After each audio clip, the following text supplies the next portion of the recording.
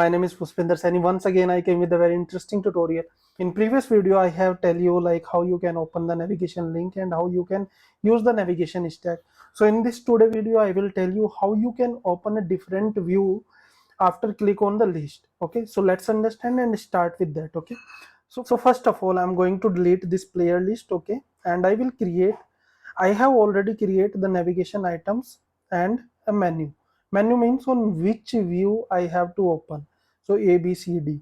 And here I have took the 4 view. Here you can see view A, B, C, D. In your case, it can be anything. This is just for an example so that you can understand how we can open that. So let navigation items. Here I am going to take navigation item, and I'm going to pass, let's say, view A, and description I'm going to give any description or anything. Okay, you can give anything. Menu, here I will open A. The same way I'm going to take this as a multiple after comma.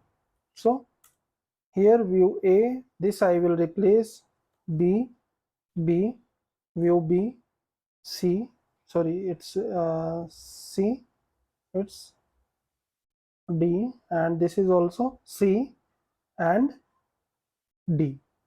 So here till now you have done, you have set the value. So I'm just compressing that, just aligning. So now we have navigation view A, B, C, D. So here I'm going to take the navigation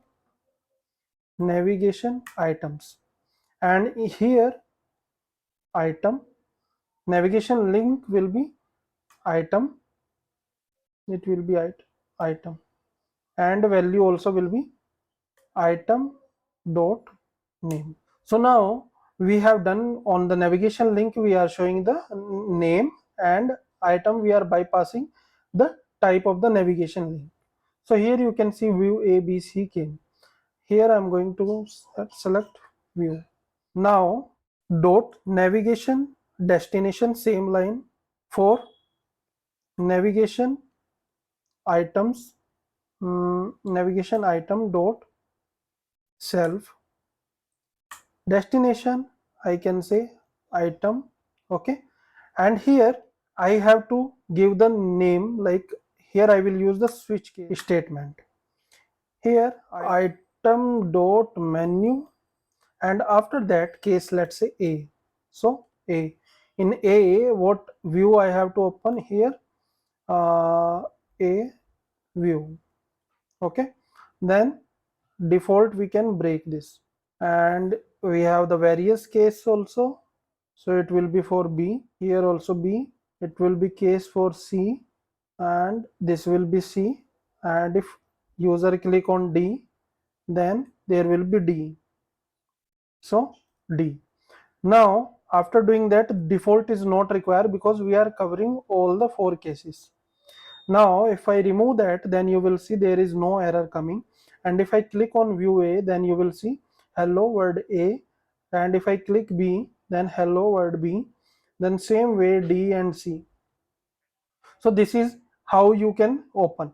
Now how you can bypass the data to any view. Let's say in this example I'm just taking it very short. So here A, I'm taking one variable. Here I will take state where view description. Let's see, I need to pass description. Okay, string, and by default it will be blank. So here let's say after that I'm just making /n and printing description. So now this is the case of view A. So now I will go to the content view, and at the place of anything I will just make some big string.